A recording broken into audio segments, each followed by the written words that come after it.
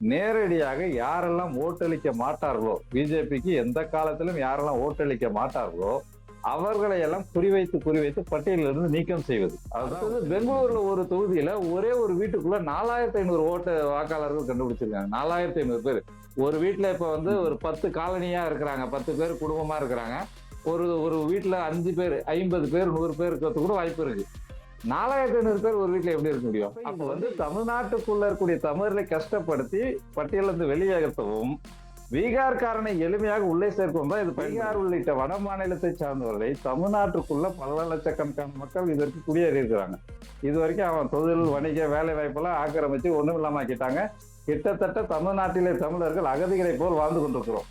இந்த நிலைமையில அவனை வந்து வாக்காளராக உயர்த்திட்டு தமிழர்களை வாக்காளர் என்ற இடத்துல இருந்து கீழே இறக்குவதற்கான ஒரு ஏற்பாடாகத்தான் இந்த எஸ்ஐஆர் என்ற நடைமுறை வந்து ஒரு மோசடி தரத்தோட அரங்கேறிக்கொண்டபட்சம் நாங்க இந்த பணிக்கு எங்களுடைய அரசு அலுவலர்களை பயன்படுத்த அனுமதிக்க மாட்டோம் அப்படின்னு இவங்க எதிர்த்து இருந்தாங்கன்னா, இந்த எஸ்ஐஆர் என்பது தமிழ்நாட்டுக்குள்ள காலை வைத்திருக்காது. எனக்கு பிடிக்காத யாரும் இந்த நாட்டுல இருக்கக்கூடாது. அவனை பொறுத்த வரைக்கும் நீ பாகிஸ்தானுக்கு ஓடுன்னு சொல்றான்ல, இப்போ ஒரு சங்கி கூட பேசுறோம்னு வச்சுக்கோங்க, கருத்து விவாதத்துல முட்டி போய் அவனை வந்து முறியடிக்க முடியாத அளவுக்கு நம்ம பேசிட்டோம் அப்படின்னா உடனே என்ன சொல்லலாம், நீ பாகிஸ்தானுக்கு ஓடுவான். அதை சும்மா விளையாட்டுக்கு அவனுக்கு கெஞ்சி இவங்க கிட்ட வேண்டுகோள் வச்சு மனு கொடுத்தலாம் இவங்க கிட்ட எதுவுமே செஞ்சிட முடியாது. களத்திற்கு வந்து லட்சக்கணக்கான மக்கள் வீதியில இறங்கி போராடும் போதுதான் எல்லா மாற்றங்களும் இந்த மண்ணில் சாதிக்கப்பட்டிருக்கு. வணக்கம். சிந்திக்க துணிக. இன்னைக்கு நவம்பர் 27, 2025. தமிழ் ஈழத்திற்காக தங்களோட உயிரையும் கொடுத்த மாவீரர்களுக்கு வீர வணக்கம். தமிழர் தாகம், தமிழீழ தாயகம். இன்னைக்கு நான் கலந்துரையாட போறது பணம், பதவி, விளம்பரம் இது எதுக்கும் ஆசைப்படாத ஒரு உன்னதமான நேர்மையான மக்களுக்கான இயக்கமான தமிழ் தேசிய பேரியக்கம், அதோட துணை பொதுச் செயலாளர் திரு க அருணபாரதி அண்ணா. வணக்கம். வணக்கம். வணக்கம். நேர்காணலுக்குள்ள போறதுக்கு முன்னாடி நேர்காணலோட நோக்கத்தை தெளிவுபடுத்த விரும்புறேன். தமிழர்கள் மொழிப்போர் நடத்தினாங்க இந்தி திணிப்புக்கு எதிராக. அதுல 300க்கும் மேற்பட்ட தமிழர்கள் தங்களோட உயிரையும் தியாகம் செஞ்சாங்க. அது மூலமா ஆட்சிக்கு வந்த திராவிட கட்சிகள் கடந்த 50 ஆண்டுகள்ல இந்திய பெரும்பாலான கல்வி நிலையங்கள்ல இன்னைக்கு இந்திய பார்க்க முடியுது.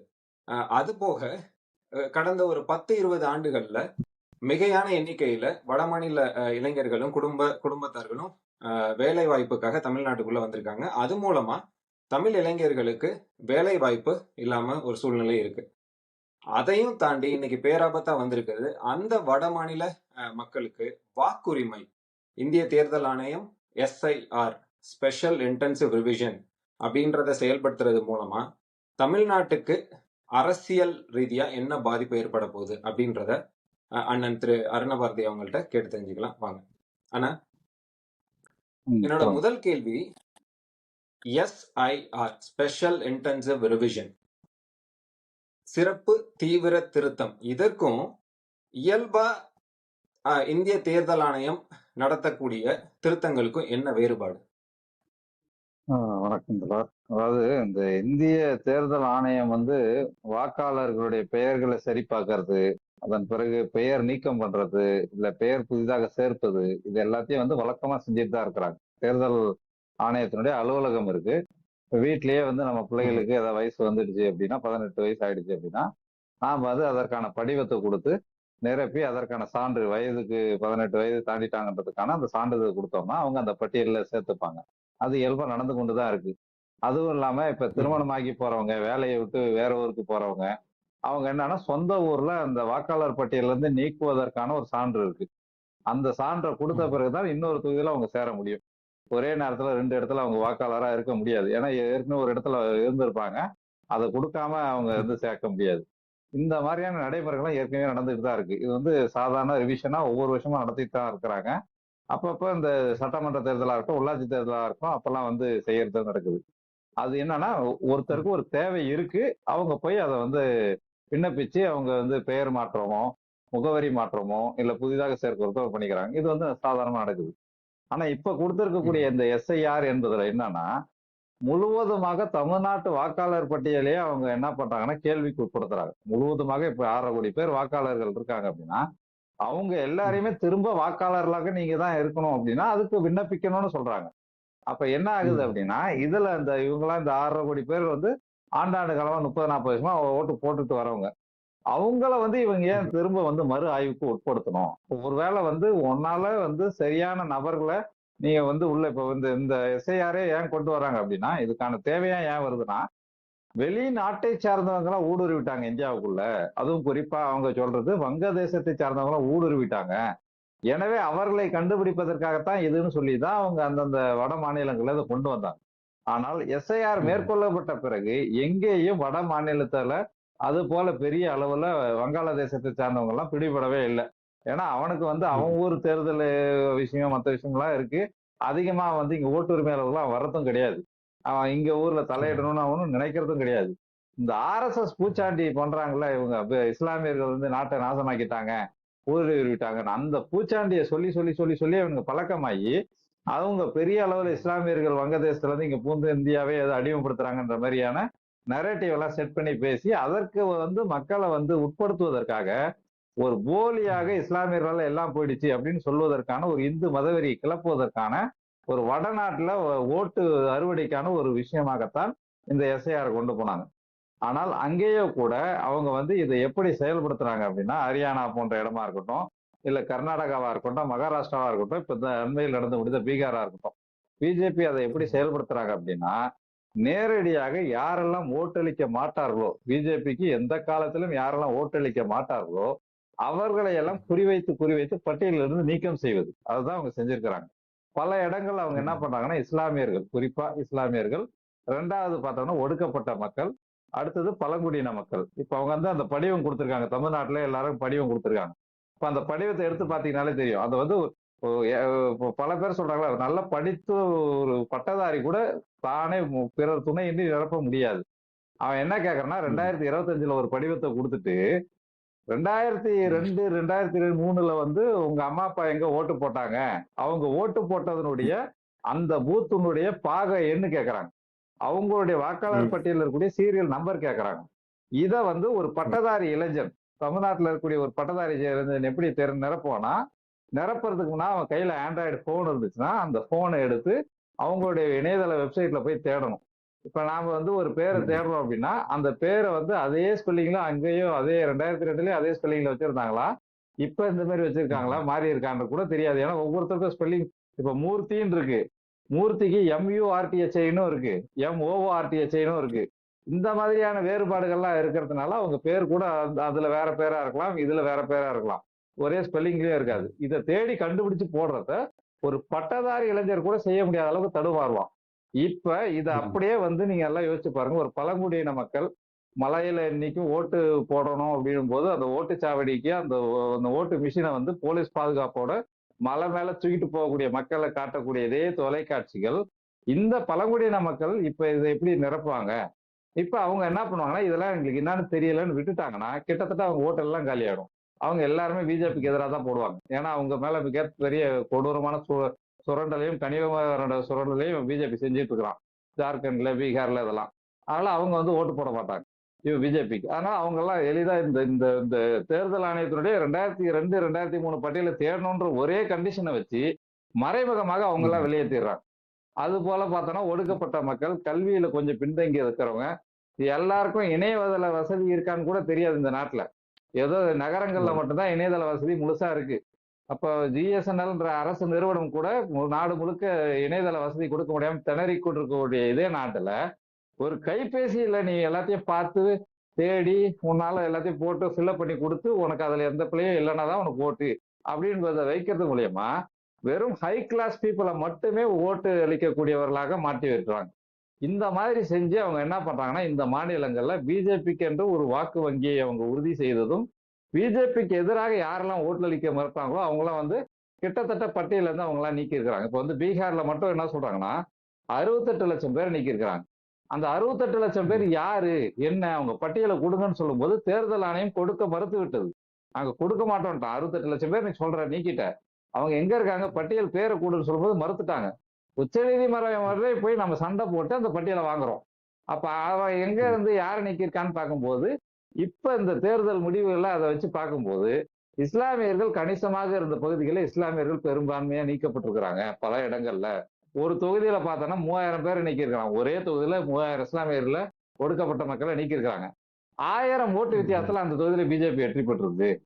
அது போல ஹரியானால வந்து என்ன பண்ணியிருக்கிறாங்கன்னா, பிரேசில் நாட்டுல இருக்கக்கூடிய ஒரு மாடல் அழகி அந்த பொண்ணுடைய படத்தை போட்டு வெறும் 22 இடத்துல 2 பூத்துல 22 இடத்துல அந்த பொண்ணுக்கு ஓட்டு விடுற மாதிரி செட் பண்ணியிருக்கிறாங்க. அடுத்தது அப்பா பேரு அம்மா பேர்லாம் இருக்குல்ல, அதுல ரேண்டமா பேர் அடிச்சிருக்காங்க. FGST, GHI, G அப்படின்னு சொல்லிட்டு என்ன இருக்கோ அதை அடிச்சிருக்கிறாங்க. வீட்டு முகவரியில பார்த்தோம்னா 0 இருக்கு. வீட்டு எண் வந்து 0 இருக்கு. அடுத்தது பெங்களூர்ல ஒரு தொகுதியில ஒரே ஒரு வீட்டுக்குள்ள 4500 ஓட்டு வாக்காளர்கள் கண்டுபிடிச்சிருக்காங்க. 4500 பேர். ஒரு வீட்டுல இப்ப வந்து ஒரு 10 காலனியா இருக்கிறாங்க. 10 பேர் குடும்பமா இருக்கிறாங்க. ஒரு ஒரு வீட்டுல 5 பேர், 50 பேர், 100 பேர் இருக்கிறது கூட வாய்ப்பு இருக்கு. 4500 பேர் ஒரு வீட்டுல எப்படி இருக்க முடியும்? அப்ப வந்து இது எல்லாம் என்ன நடக்குது அப்படின்னா, கிட்டத்தட்ட வந்து பிஜேபி இதை வச்சு என்ன செஞ்சிருக்கிறாங்கன்னா, வட மாநிலங்கள்ல எஸ்ஐஆர் என்பதன் வழியாக பெரும் அளவுல வட மாநிலத்தவர்களுக்கு நடுவுல அவங்களுக்குள்ள யாரெல்லாம் அவங்க பிஜேபிக்கு ஓட்டு போட மறுக்கிறாங்களோ அவங்கள பட்டியல இருந்து நீக்கிட்டாங்க. அடுத்தது நீக்கிவிட்டு அதற்கு பதிலாக போலி வாக்காளர்களை சேர்க்கிறாங்க. அந்த போலி வாக்காளர்களை வெளியில இருந்து மொபிலைஸ் பண்ணி ஓட்டளிக்க வச்சிருக்கிறாங்க. இப்ப பீகார்ல எலெக்ஷன் வந்து நவம்பர் மாசம் நடக்குது. பீகார்ல எலெக்ஷன் நடக்குதுன்னு சொன்ன உடனே ஹரியானால இருந்து ஸ்பெஷல் ட்ரெயின் போகுது. எதற்காக ஹரியானால இருந்து பீகாருக்கு ஸ்பெஷல் ட்ரெயின் போகணும்? சரி, ரயில்வேஸ்ல போய் கேக்குறாங்க. சரி, ஸ்பெஷல் ட்ரெயின் விடுறீங்கல்ல, காங்கிரஸ் தலைவர்கள் போய் கேக்குறாங்க. ஸ்பெஷல் ட்ரெயின் விடுறீங்க, ஹரியானாவுக்கு விடுறீங்க, ஹரியானால இருந்து பீகாருக்கு விடுறீங்க. யார் ஏற்பாட்டுல விடுறீங்க? யாருடைய காசு கொடுத்து ஃபண்டிங்ல அந்த ட்ரெயின் விடுறீங்கன்னு பார்த்தா, பிஜேபியினுடைய ஹரியானா பிஜேபியினுடைய மாநில செயலாளர் கேளுங்கன்னு ரயில்வே அபிஷியல் சொல்றாங்க. அப்ப என்ன நடக்குது அப்படின்னா, ஹரியானால இருந்து பல பல்லாயிரக்கணக்கான ஆட்களை பீகார்ல ஓட்டு போறதுக்கு அனுப்புறாங்க. இது நமக்கு கண்கூடா தெரிந்த உண்மை. வட மாநில தேர்தல் அவங்க அந்த தேர்தல் சீராய்வுல நமக்கு நேரடியாக பாதித்து தெரிந்த உண்மை. தமிழ்நாட்டுக்கு இப்ப வந்தோம் அப்படின்னா, இவங்க அந்த பட்டியல் கொடுத்திருக்கிறாங்க. எல்லாருக்கும் அந்த பட்டியல் கொடுத்து எல்லாம் தமிழ்நாடு முழுக்க நிரப்பிட்டு இருக்காங்க. அதுல வந்து நாம தமிழ்நாட்டை சார்ந்தவர் என்பதை உறுதிப்படுத்துவதற்கான ஆவணம் கேட்கறாங்க. நீங்க தமிழ்நாட்டுக்காரங்க தான் அப்படியே. இப்ப வந்து எனக்கு வந்து எங்க அம்மா அப்பா வந்து சரியா தெரியலன்னு வச்சுக்குவோம். ஒரு கற்பனைக்கு எனக்கு தெரியல, அவங்க எங்க ஓட்டு போட்டாங்கன்றது தெரியல அப்படின் போது நான் வந்து ஆவணம் கொடுக்கணும் அவங்களுக்கு. தமிழ்நாட்டை சார்ந்தவர் என்பதற்கான ஆவணம் கொடுக்கணும். அதுல வந்து ஒரு 13 ஆவணங்கள் கொடுக்குறாங்க. அந்த 13 ஆவணங்கள் ஆதார் அட்டை கிடையாது. ஆதார் அட்டையை ஒரு ஆவணமா ஏத்துக்கலாம். ஏன்னா ஆதார் அட்டை எதற்கெடுத்தாலும் ஆதார் அட்டையை கேட்கக்கூடிய இதே அரசாங்கம் இந்த எஸ்ஐஆர்னு வரும்போது, தேர்தல் முறைன்னு வரும்போது ஆதார் அட்டையை வெளியே வைக்கிறான். அதுலயே வந்து இவன் எவ்வளவு பெரிய அயோக்கிய ஃப்ராடு பையனு தெரியுது. அப்ப அந்த வெளியே வச்சுட்டு என்ன செய்யறான்னா, இந்த 13 ஆவணங்கள்ல சொத்து பத்திரம் இருக்கான்னு கேட்கறான். உங்களுடைய பூர்வீக சொத்து எல்லாம் இருக்கும், அந்த சொத்து பத்திரத்துல உங்க பேர் இருந்துச்சுன்னா எடுத்துட்டு வாங்க. அதே போல உங்களுடைய எந்த சான்று கொண்டு வராங்க அப்படிலாம் கேட்கறான். இதெல்லாம் 12 சான்று கேட்கறான். அடுத்தது அதுல 13வது சான்றா என்ன கேட்கறான் அப்படின்னா, 13வது சான்று தமிழ்நாட்டினுடைய வாக்காளர் சீராய்வு மனுவுடைய 13வது இதுல தமிழ்நாட்டுல 6.5 கோடி விண்ணப்பங்கள் இருக்கு. அந்த 6.5 கோடி விண்ணப்பத்திலையும் 13வது சான்றுன்னு கொடுத்திருக்கிறது என்ன அப்படின்னா, இப்ப நடந்து முடிஞ்சுச்சுல இந்த பீகார் சட்டமன்ற தேர்தல், அந்த சட்டமன்ற தேர்தலை ஒட்டி ஜூலை மாதம் 1ஆம் தேதி அவங்க வரைவு வாக்காளர் பட்டியல், ஒரு இறுதி வாக்காளர் பட்டியல் வெளியிட்டாங்க. அந்த வாக்காளர் பட்டியல்ல உங்க பேர் இருக்குதா அப்படின்றத 13வது ஆவணமா கேட்கறாங்க. இப்ப நான் தமிழ்நாட்டுக்காரனா இருக்கிறேன்னு வச்சுக்குவோம். நான் தமிழ்நாட்டுக்காரனா இருந்து என்னுடைய வாக்கு பெற வேண்டும் என்றால் இந்த 12 ஆவணங்களை கொடுக்க வேண்டும். 12ல ஏதாவது ஒண்ணு இல்லைனாலும் எனக்கு இல்லைன்னா எனக்கு வாக்கு கிடையாது, அனுப்பிடுவோம். ஆனால் நான் தமிழ்நாட்டில் வசிக்கக்கூடிய ஒரு பீகாரியா இருக்கிறேன்னு வச்சுக்குவோம். என் பேர் அது இருக்குங்க, நான் ஒரு வார்த்தை சொன்னா போதும், அந்த விஷயத்தை அந்த வாக்காளர் பட்டியல என்னோட பேருக்கு பாருங்க நான் எடுத்து சொன்னா போதும், எந்த ஆவணமும் சமர்ப்பிக்க தேவையில்லை. அப்ப இது வந்து தமிழ்நாட்டுக்குள்ள இருக்கக்கூடிய தமிழர்களை கஷ்டப்படுத்தி பட்டியலிருந்து வெளியேற்றவும் பீகார்காரனை எளிமையாக உள்ளே சேர்க்கவும் தான் இது பயன்படுது. ஒண்ணு. ரெண்டாவது இன்னொரு விஷயம் என்னன்னா, ஜூலை மாத பட்டியல ஒரு பீகார்காரன் அங்க இருக்கிறான்.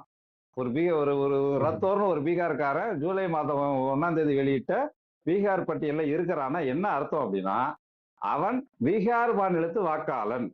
ஏன்னா பீகார் மாநிலத்து வாக்காளன் யாரா இருக்கானோ அவனுக்கு தான் அங்க வாக்கு.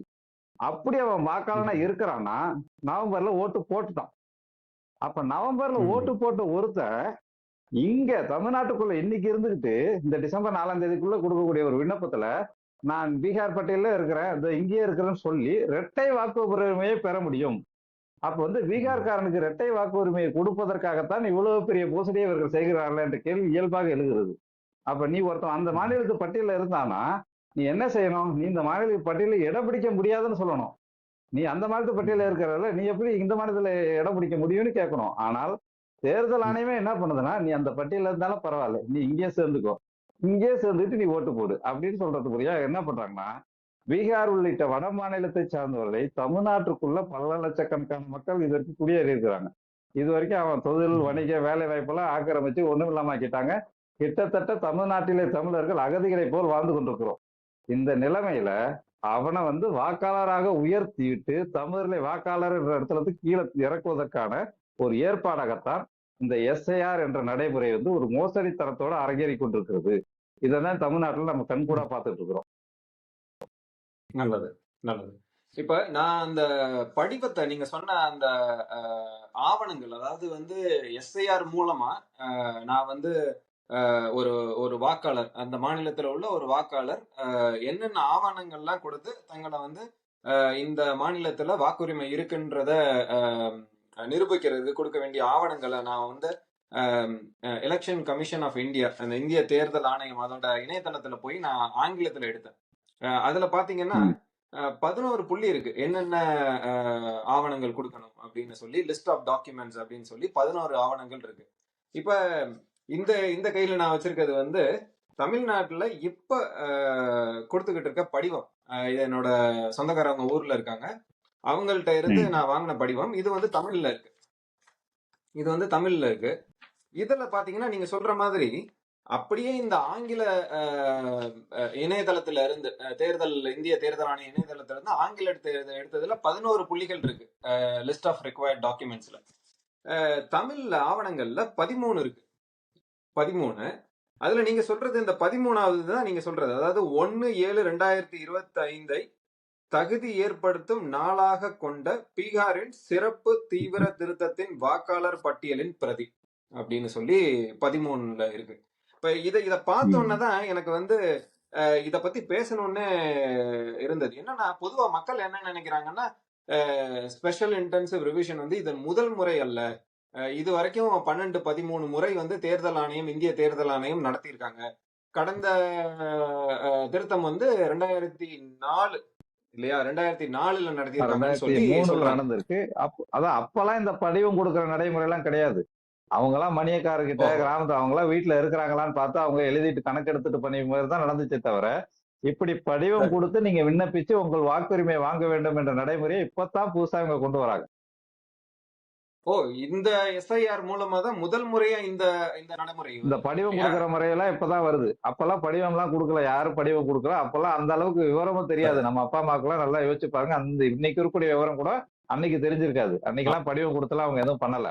அன்னைக்கு என்ன பண்ணாங்கன்னா, வாக்காளர்கள் வீட்டுல இருந்தாங்க, வீடு வீடா வாக்காளரை தேடி போனாங்க. அலுவலக அதிகாரிகள் வந்து என்னன்னா, வீடு வீடா வாக்காளர் போயிட்டு இருக்கிறாரு, இவர் இருக்கிறாருன்னு டிக்கெட் அடிச்சுட்டு வந்துருவான். அவ்வளவுதான் விஷயம். அவங்க இருக்கிறாங்களா இல்லையான்னு பாக்குறதுதான். ஆனா இப்ப யாரும் வீட்டை நோக்கி யாரும் வரல. கட்சிக்காரனுங்க தான் அந்த ஃபார்ம் எடுத்து வந்து ஏடிஎம்கே டிஎம்கே காரங்க தான் கொடுத்துட்டு இருக்காங்க. இப்ப டிஎம்கே காரன் என்ன பண்ணுவான்னா, ஏடிஎம்கே காரனுக்கு தவிர்க்காம விடுவான். இவனுக்கெல்லாம் இதெல்லாம் ஏடிஎம்கே ஓட்டு, இவெல்லாம் வெளியே போனா நல்லதுன்னு நினைப்பான். ஏடிஎம்கே அந்த பகுதியில வந்து ஒரு எம்எல்ஏவா இருக்கிறாரு அப்படின்னா, டிஎம்கே ஓட்டு எங்கெல்லாம் இருக்கோ அந்த ஓட்டெல்லாம் நிராகரிப்பாங்க. இது 2 பேருக்குமே என்னன்னா, நாம் தமிழர் இருக்காங்க, இந்த பகுதியில இருக்க பசங்களாம் நாம் தமிழர்னா 2 பேரும் அந்த பகுதியில படிவமே கொடுக்க மாட்டாங்க. அப்ப என்னன்னா, இந்த கட்சிகள் தங்களுக்குள்ள வஞ்சத்தை தீர்த்து கொள்வதற்கும், யார பட்டியல வச்சிருக்கலாம், யார பட்டியல வச்சுக்க கூடாது என்று அவரவர் பகுதியில முடிவு எடுத்துக் கொள்வதற்கும் ஒரு வசதி வாய்ப்பு இருப்பதனால, திமுக, அதிமுக போன்ற கட்சிகளும் இதை ஆதரிக்கின்றன. மறைமுகமாக ஆதரித்து இதில் அவங்களுக்கான லாபங்களை அடைஞ்சு கொள்கிறாங்க. அவ்வளவுதான். அவங்களுக்கு எதிர்காலத்துல வந்து தொலைநோக்குல பார்த்தோம்னா, ஒரு இந்திக்காரங்க தமிழ்நாட்டுக்குள்ள வந்துருவாங்கன்ற பாதிப்புலாம் அவங்களுக்கு இல்ல. ஏன்னா அவங்களே திராவிட கம்பெனியே வெளியில இருந்து வந்தது. அதனால அவந்தே ஒரு வந்தேரி கம்பெனியா இருக்கிறதுனால, பீகார்காரன் வந்தானா, உத்தரப்பிரதேசக்காரன் வந்தானே, இது தமிழ்நாடுனா அவங்க வீட்டு சொத்தா, நம்ம சொத்து, அது எவன் கூறு போட்டா என்னன்ற எண்ணத்துலதான் திமுகவும் இருக்கு, அதிமுகவும் இருக்கு. ஆனால் தமிழ்நாட்டுல தமிழ் தேசியவாதிகளும் தமிழ் தேசிய அமைப்புகளும் தான் இதை கவலைப்பட்டு நாங்க ஒரு பிரச்சனையா பேசிக்கிட்டு இருக்கிறோம்.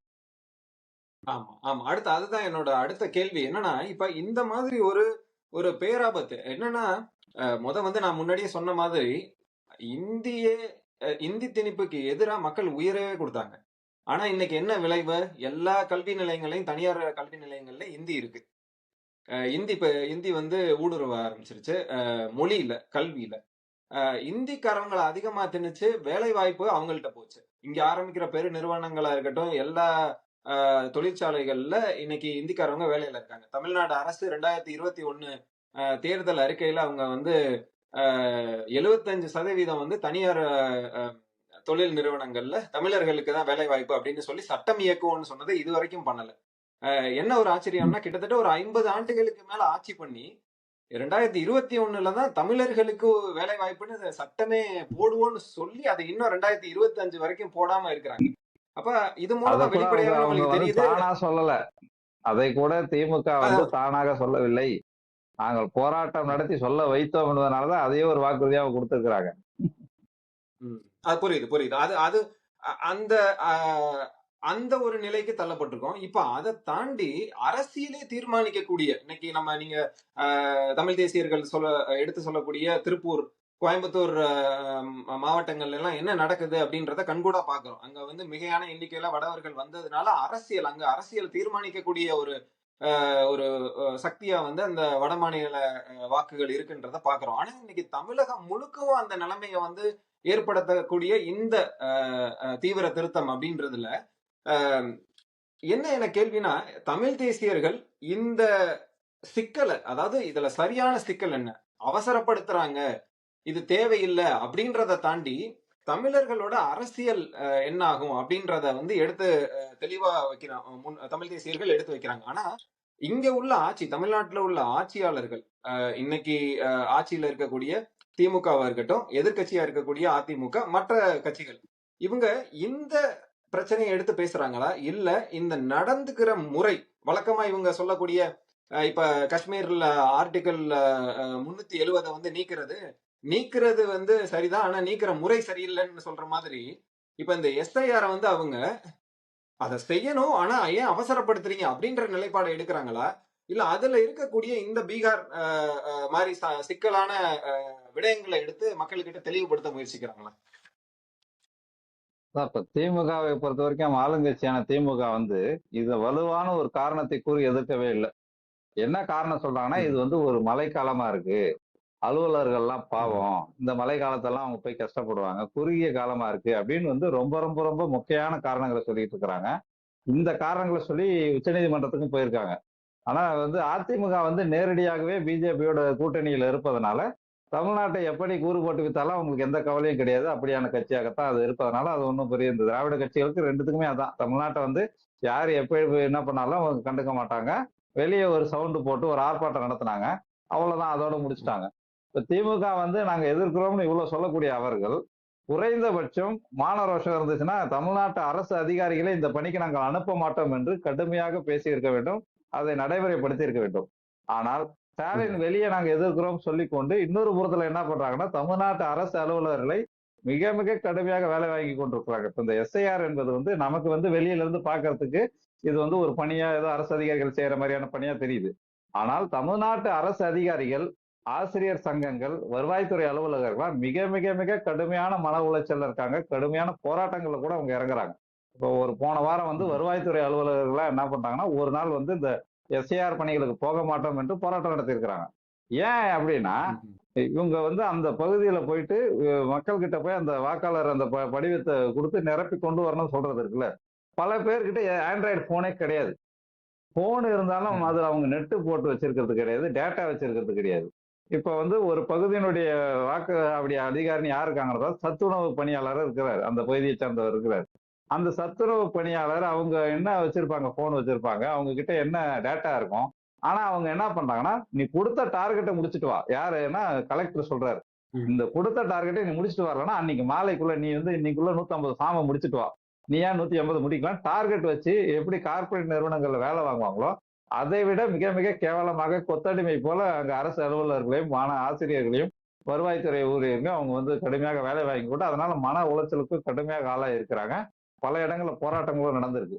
அப்ப வந்து இந்த அளவுக்கு தன்னுடைய அரசு ஊழியர்களை தானே வந்து ஒதுக்கிறாங்க. இதெல்லாம் தமிழ்நாடு அரசு அலுவலர்கள் தற்கொலை முயற்சிகள் கூட நடந்திருக்கு. இந்த அழுத்தத்தை இந்த தமிழ்நாடு அரசு ஊழியர்கள் சுமக்க வேண்டிய அவசியம் என்ன? நீங்க தான் எதிர்க்கிறேன்னு சொல்றீங்களா? திமுக வந்து நாங்க வந்து வெளிப்படையா எதிர்க்கிறோம், எஸ்ஐஆர் எதிர்த்து வழக்கு போடுறோம் அப்படின்னு சொல்றீங்களா? குறைந்தபட்சம் நாங்க இந்த பணிக்கு எங்களுடைய அரசு அலுவலர்களை பயன்படுத்த அனுமதிக்க மாட்டோம் அப்படின்னு அவங்க எதிர்த்து இருந்தாங்கன்னா இந்த எஸ்ஐஆர் என்பது தமிழ்நாட்டுக்குள்ள காலை வைத்திருக்காது. ஏன்னா தமிழ்நாட்டு அரசு ஊழியர்களுடைய அனுமதி இல்லாமல் தமிழ்நாட்டுக்குள்ள மத்திய அரசு நேரடியான ஒரு ஊழியரை நியமித்து செய்யக்கூடிய அளவிற்கான வலு அவங்களுக்கு கிடையாது. தமிழ்நாட்டு அரசு ஊழியர்களை தான் அவங்க வேலை வாங்க முடியும், இந்திய அரசு. அப்ப இந்த விஷயத்தை புரிந்து கொண்டு உண்மையிலேயே முதுகெலும்புள்ள ஒரு தலைவராக இருந்தால் ஸ்டாலின் அதை செஞ்சிருக்கணும். ஆனால் பிஜேபி என்ன சொல்கிறதோ அதை செய்யக்கூடிய மிக மிக கேவலமான அடிமையாகத்தான் ஸ்டாலின் இருக்கிறார். இந்த விஷயம், இந்த எஸ்ஐஆர் மட்டுமா, எவ்வளவு திட்டங்கள் பிஜேபியினுடைய திட்டங்களை தமிழ்நாட்டில் செயல்படுத்திட்டு இருக்கிறாங்க. புதிய கல்விக் கொள்கை என்ற பெயர்ல கிட்டத்தட்ட ஒரு வர்ணாசிரம கொள்கையை, ஒரு ஆரிய கொள்கையை தமிழ்நாட்டு கல்விக்கூடங்கள்ல இந்திய அரசு புகுத்துவதற்கு எல்லா வேலையும் செய்யறாங்கன்னா, நாங்க அதை எதிர்க்கிறோம் என்று சொல்லிக்கொண்டு இவர்கள் ஒரு குழுவை போட்டு அதே கல்விக் கொள்கையை திரும்ப நம்ம கிட்ட திணிக்கிறாங்க. அதனால தான் இந்த குழுவில், தமிழ்நாடு அரசு அமைத்த குழுவில் இருந்த முன்னாள் பல்கலைக்கழக துணைவேந்தர் ஐயா ஜவஹர் நேசன் அவர்கள், இந்த குழு கிட்டத்தட்ட மோடியினுடைய அறிக்கையை பிரதிபலிக்கிறது, திரும்ப இதே மாதிரி ஒரு நகல் தான் எடுக்க பாக்குறாங்கன்னு சொல்லிட்டு அந்த குழுவில இருந்தே வெளியேறினார். அது போல அனைத்து சாதி அர்ச்சகர விஷயமா இருக்கட்டும், தமிழ்நாட்டுக்குள்ள தமிழ் குடமுழுக்கு, தமிழ் அர்ச்சனை என்ற விஷயமா இருக்கட்டும், இதற்கெல்லாம் இந்த பிஜேபி என்ன சொல்கிறதோ, ஆரியவாதிகள் என்ன செய்கிறார்களோ அதைத்தான் திமுக அரசு செயல்படுத்துகிறதே தவிர, தமிழ் மக்களின் பக்கம் நின்று கொண்டு நியாயத்தை பேசுவதற்கோ நீதியை செயல்படுத்தி, தமிழ் வழக்கு தமிழ் குடமுழுக்கு 4 நீதிமன்ற தீர்ப்புகள் கையில வச்சிருக்கிறோம். ஆனால் ஒரு கோயில் கூட தமிழ்ல குடமுழுக்கு திமுக அரசு நடத்தவே இல்லை. ஆனால் தமிழுக்கு எங்களை விட்டா யாருன்னு பேசுவாங்க வெளியே. ஆனால் நீதிமன்ற தீர்ப்போடு வைக்கக்கூடிய எங்களை பல முறை காவல்துறை வைத்து விரட்டக்கூடிய வேலையைத்தான் இந்த அயோக்கிய திமுக அரசும் திராவிட மாடல் அரசு செய்து கொண்டிருக்கிறதே தவிர, தமிழ் மக்களுடைய நீதியையும் தமிழுக்கான நீதியை நிலைநாட்டுவதற்கு எந்த இடத்திலும் தயாராக இல்லை. எனவே எல்லா வகையிலும் பிஜேபிக்கு அடிமையாக ஒரு ஒரு அரசு செயல்படுதுன்னா அது பிஜேபியினுடைய கூட்டணி ஆட்சிகள்லாம் கிடையாது. இந்தியாவில் முதல்ல நம்பர் 1 பிஜேபி அடிமை என்பது திமுகவுடைய திராவிட மாடல் அரசு தான். அதனாலதான் அவங்க என்ன சொல்றாங்கன்னா, எஸ்ஐஆர்னு சொன்ன உடனே அதை செயல்படுத்துவதற்கான வேலையும், அதற்கான உடனே அதற்கான எண்ணு கொடுக்கறது, அவங்க திமுக ஆட்களை இறங்கி நீங்க அவங்களோட போய் வேலை பாருங்கன்னு சொல்றது, அந்த ஃபார்மை திமுக ஆட்களே அவங்க இருக்கக்கூடிய பகுதிகளில் விநியோகம் பண்றது அப்படின்னு கடைமட்ட அளவுல வேலை பார்த்து அதை செயல்படுத்தி கொண்டிருக்கிறதே திமுக தான். நீங்க அதை மறுக்கிற அப்படின்னா தூக்கி கடாசி இருக்கணும் அந்த ஃபார்மை. எங்களுக்கு இந்த ஃபார்ம் வேணாம், நாங்க இதெல்லாம் இல்லை, ஏற்கனவே நாங்கள் வாக்களிச்சுட்டு இருக்கிறோம், எங்களுக்கு இவ்வளவு கோடி பேர் இருக்கிறாங்க, பட்டியல் இவ்வளவு பேர் இருக்கிறாங்க, எல்லார்ட்டையும் வாக்காளர் அட்டை இருக்கு, எனக்கு அந்த ஃபார்ம் எதற்குன்னு கேட்டுக்கிறோம். ஆனா திமுக என்ன பண்ணுதுன்னா அதை செயல்படுத்துறது, அந்த ஃபார்ம் படிவத்தை கொடுக்கறது, நிரப்ப சொல்றது, விடுபடாம பாத்துக்கிறது, இந்த மாதிரி இறங்கிட்டாங்களே தவிர இதை எதிர்த்து கடுமையான போராட்டங்களை இறங்குவதற்கான வேலையை திமுக செய்யவில்லை. ஒரு ஆர்ப்பாட்டத்தை கண்மூடித்தனமா அப்படி ஒரு கண் துடைப்புக்காக நடத்திக்கிட்டு நாங்களும் போராடிட்டோம்ப்பா அப்படின்னு சொல்லி முடிச்சுக்கிறாங்க. ஆனால் பல மேற்கு வங்கத்துல எல்லாம் இந்த மாதிரி இல்லை. மம்தா பானர்ஜி அதை செயல்படுத்த மாட்டோம், எங்க அரசு ஊழியர்கள் நாங்க அனுப்ப மாட்டோம் அப்படின்லாம் கடுமையாக நடவடிக்கை எடுப்பாங்க, அந்த மாதிரி பேசியிருக்கிறாங்க. அந்த மாதிரி ஒரு ஒரு போர்ஸ்ஃபுல்லா அவங்க எதிர்க்கல. அது போல மற்ற கட்சிகள் பார்த்தோம்னா கிட்டத்தட்ட திமுகவுடைய நிலைப்பாட்டை விட்டுதான் மற்ற கட்சிகள் இருக்கிறாங்க. நாம் தமிழர் கட்சி மட்டும்தான் அண்ணன் சீமான் அவர்கள் இந்த இது இல்லைன்னா தேர்தலே வேணாம் தூக்கி கடாச்சிட்டு போயிடுவோன்ற அளவுக்கு அவர் பேசியிருக்காரு. ஏன்னா அவங்க கிட்டத்தட்ட அவங்க என்ன பண்ணுவாங்கன்னா, திமுகவுக்கும் அதிமுகவுக்கும் முதன்மையான எதிரியாக இன்னைக்கு நாம் தமிழர் கட்சி தான் களத்தில் நின்று கொண்டிருக்கிறது தேர்தல் அரசியல் களத்துல. எனவே அவங்க குறிவைத்து என்ன பண்ணுவாங்கன்னா, யாரெல்லாம் இவங்க வேட்பாளராக போட்டிருக்கிறாங்களோ, யாரெல்லாம் இவங்க மாவட்ட செயலாளர்களா இருக்கிறாங்களோ, அதாவது திமுக அதிமுகவும் ஒன்னா உட்கார்ந்து பேசி அவங்க பட்டியலாம் போட்டு எடுத்து நீக்கிடுவோம். இது நடக்கத்தான் போகுது. அவங்களுக்கு என்னன்னா, இந்த மாதிரி அரசியல் எதிரிகளே இருக்கக்கூடாது. அவங்க ஏற்கனவே பேசுங்க, டி ஜெயக்குமார் அப்படியே பேசு, தமிழ்நாட்டை பொறுத்த வரைக்கும் திமுக அதிமுக இந்த 2 கட்சி தான் அப்படின்னு சொல்லிட்டு அதிமுகவிலையும் பேசியிருக்கிறாங்க, திமுகவிலையும் பேசியிருக்கிறாங்க, அண்ணன் வைகோ போன்றவர்களும் பேசியிருக்கிறாங்க. அந்த அளவுக்கு ஒரு திராவிட கருத்தியலை வலுப்படுத்த வேண்டும் என்ற ஒரு ஓர்மை அவங்களுக்குள்ள இருக்கு. அதனால திராவிட கட்சி அல்லாதவர்கள்லாம் அரசியல்ல தேர்தல் அரசியல தலையை தூக்க முடியாமல் போவதற்கு இந்த எஸ்ஐஆர் வழியாக ஏதாவது செய்யலாமான்னு சொல்லிட்டு தான் இவர்கள் முயற்சி செய்வார்களே தவிர, உண்மையிலே தமிழ்நாட்டு வாக்காளர்களுடைய அந்த வாக்குரிமை போகுது என்பதை பற்றியெல்லாம் திராவிட கட்சிக்கு எந்த வகையிலும் அக்கறைப்பட மாட்டார்கள். எனவே இந்த திராவிட கட்சிகளை தவிர இருக்கக்கூடிய மற்ற கட்சிகளாவது இதுல இப்போ அண்ணன் வேல்முருகன்லாம் இப்ப கொஞ்சம் பேசுறாரு, இந்த வட மாநிலத்தவர் பிரச்சனை எல்லாம் பேசுறாரு. இப்ப அந்த அளவுக்கு பேசுறதுக்கு கூட இன்னைக்கு ஆள் கிடையாது. அண்ணன் சீமான் பேசுறாரு, தொடர்ந்து நம்ம கூட களத்துல இருக்கிறதுனால பேசுறாரு, வேல்முருகன் பேசுறாரு. அதை தவிர வேற யாருமே இந்த வட மாநிலத்தவர் பிரச்சனையை, வட மாநிலத்தவர் இவ்வளவு பேர் வந்திருக்கிறாங்க, இதுல இவங்க கணிசமா உள்ள வரப்போறாங்க இந்த வாக்காளர் பட்டியலுக்குள்ள அப்படின்றத பேசவே இல்லை. குறிப்பாக திமுக இதை பத்தி பேசவே இல்லை. அப்படி பேசாம தவிர்ப்பது மூலயமா அவங்க என்ன பண்றாங்கன்னா, வட மாநிலத்தவர் ஓட்டை வாங்குவதற்கு என்ன வேலையை அதை செய்யறாங்க. எனவே இந்த திமுக அதிமுக போன்ற கட்சிகளை தாண்டிய ஒரு மாற்று சக்தியாக நாம் தமிழர் கட்சிகள் போன்ற நாம் தமிழர் கட்சி போன்றவர்களாம் வளருவதற்கும் அந்த வளர்ச்சி போக்குல ஒரு தமிழ் தேசிய எழுச்சி வருவதற்கான வேலையை தான் நம்ம செய்யணும். இப்ப அதை செய்யாம ம். விட்டுட்டோம் அப்படின்னா, வாக்காளர் பட்டியல இருந்து நீக்கினதுக்கு அடுத்து அவன் இங்க தமிழ்நாட்டுல இருந்து தமிழர்கள் ஏன் இருக்கணும்னு கேட்பான். ஏன்னா இது வந்து கிட்டத்தட்ட அவங்க வந்து குடியுரிமை திருத்த சட்டம்னு ஒண்ணு கொண்டு வந்தாங்க 2019 ம். பிஜேபி. அதாவது தனக்கு பிடிக்காத யாரும் இந்த நாட்டுல இருக்கக்கூடாது. அவனை பொறுத்த வரைக்கும். நீ பாகிஸ்தானுக்கு ஓடுன்னு சொல்றான்ல. இப்போ ஒரு சங்கி கூட ம். பேசுறோம்னு வச்சுக்கோங்க.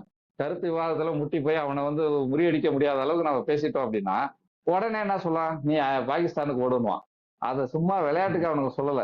உண்மையிலேயே ஓடு என்பதற்கு சட்டத்தையே எழுதினான் 2019. தனக்கு பிடிக்காத எல்லாருமே அந்நிய கைக்கூலிகள். தனக்கு பிடிக்காதவங்க எல்லாருமே இந்த நாட்டை விட்டு போகணும்னு சொல்லிட்டு தான் சிஏஏ என்று அவங்க அந்த கொண்டு வந்தாங்க.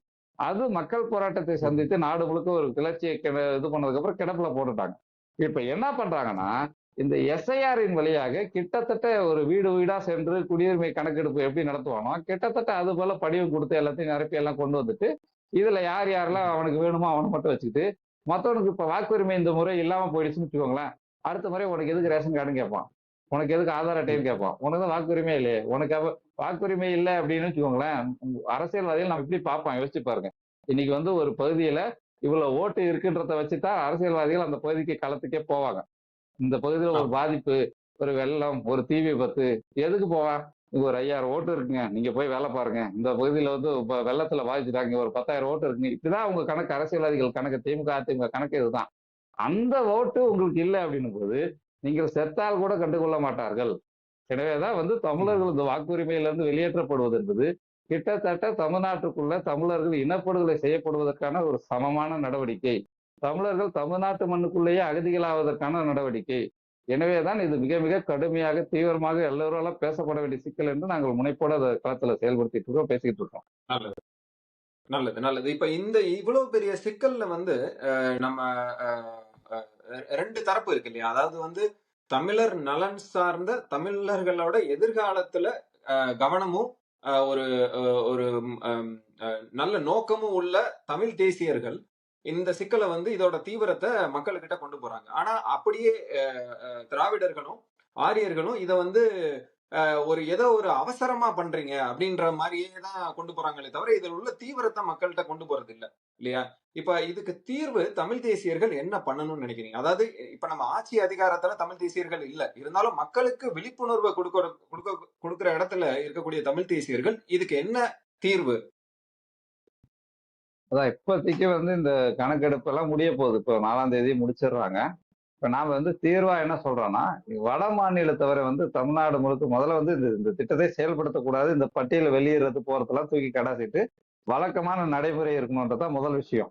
இந்த இந்த எஸ்ஐஆர் என்ற ம். நடைமுறையே இருக்கக்கூடாதுன்றது.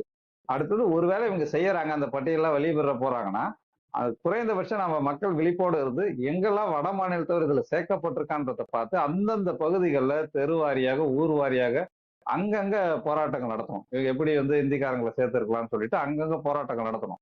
யாரெல்லாம் வாக்காளர் ம். பட்டியலில் விடுபட்டிருக்கிறாங்களோ, அவர்கள் அது கடுமையான போராட்டங்கள்ல இருந்து ஒரு கிட்டத்தட்ட ஒரு கிளர்ச்சிக்கான ஒரு நிலைமைக்கு நம்ம தமிழ்நாட்டை கொண்டு போவோம். அப்படி போகும்போது ம். தான் இது வந்து நாங்க தெரியாம செஞ்சுட்டோம் போல இருக்குன்னு அவன் வேதனைப்படணும். அவன் தப்பு செஞ்சுட்டோம்னு அவன் வருத்தப்படணும். அந்த அளவுக்கு கடுமையான போராட்டங்களை நாம் முன்னெடுப்பதற்கு தயாராக வேண்டும். அப்படி தயாரானா மட்டும்தான் நம்முடைய வாக்குரிமை பாதுகாக்க முடியுமே தவிர, இவங்க கிட்ட கெஞ்சி, இவங்க கிட்ட வேண்டுகோள் வச்சு, மனு கொடுத்தெல்லாம் இவங்க கிட்ட எதுவுமே செஞ்சிட முடியாது. களத்திற்கு வந்து லட்சக்கணக்கான மக்கள் வீதியில இறங்கி போராடும் போதுதான் எல்லா மாற்றங்களும் இந்த மண்ணுல சாதிக்கப்பட்டிருக்கு. இந்த ஸ்டெர்லைட்டை மூடினதா இருக்கட்டும், காவிரி படுகை வேளாண் மண்டலமாக பாதுகாக்கப்பட்ட வேளாண் மண்டலம் அறிவிக்கப்பட்டதா இருக்கட்டும், அதுபோல மீத்தேன் திட்டத்தை விரட்டி அடிச்சதா இருக்கட்டும், ஹைட்ரோ கார்பன் எதிர்த்ததா இருக்கட்டும், ஜல்லிக்கட்டு போராட்டம் இருக்கட்டும், எல்லாம் களத்தில லட்சக்கணக்கான மக்கள் இறங்கினார்கள் என்றால், அதுதான் அன்னைக்கு ஆர்டர் ஆஃப் கவர்மெண்ட் ஆர்டர் என்பது அரசு அதிகாரிகள் கையெழுத்து போட்டு வருவது கிடையாது. தெருவுல லட்சக்கணக்கான ம். மக்கள் இறங்கி இதுதான் ஆர்டர்னு சொல்வதற்கான நிலைமை உருவாக்குவது. அதுபோல மக்கள் வந்து ம். லட்சக்கணக்கான மக்கள் வீதிக்கு வரக்கூடிய அளவிற்கான ஒரு கள எழுச்சியை உருவாக்க வேண்டும் என்றுதான் நாங்கள் அதை பற்றிய கருத்து பரப்புரையில இருக்கிறோம். தமிழ் மக்களும் இதை பத்தி விஷயங்களை புரிந்து கொண்டு அவரவர் அந்த பகுதிகளில் யாரெல்லாம் வட மாநிலத்தவர் இருக்கிறாங்க, அவங்களுக்கு எப்படி விண்ணப்பம் கிடைக்குது, யார் கொடுக்குறாங்க, எப்படி அவங்க பட்டியல சேர்க்கப்படுறாங்க, என்ன ஆவணத்தை கொடுத்தாங்க, இந்த மாதிரி அந்தந்த பகுதிகளில் தெருக்கள்ல விழிப்புணர்வோடு எச்சரிக்கையோடு அதை பார்த்து அவர்கள் சேர்க்கப்பட்டால் அந்த பகுதியில் முறையிட்டு அவர்களை நீக்க வேண்டும், பட்டியலிருந்து முழுமையாக நீக்க வேண்டும். தமிழர்கள் விடுபட்டு போனாங்கன்னா அந்த பகுதியில கலகம் செய்து அவர்களை சேர்க்க வேண்டும். இதற்கான ஒரு வேலையை நாம் விரிவாக செய்ய வேண்டியது இருக்குது. ம். நல்லது, நல்லது. இல்ல நல்லது, சரியா சொன்னீங்க. இது ஒரு பெரிய ஒரு போராட்டத்தை நோக்கி தான் போகுது அப்படின்றத உணர முடியுது. தமிழர்கள் வந்து ரொம்ப கவனமாவும் எழுச்சியோடையும் இத எதிர்கொள்ள வேண்டிய காலகட்டத்துல இருக்கோம். உங்களோட நேரத்திற்கும் இந்த எஸ்ஐஆர பத்தி நீங்க இந்த தெளிவான விளக்கங்கள் கொடுத்ததுக்கு ரொம்ப நன்றி. அடுத்து ஒரு வாய்ப்பு கிடைக்கும்போது நம்ம இன்னும் ஆழமான தகவல் பேசலாம். மிக்க நன்றி. நன்றி நன்றி நன்றி.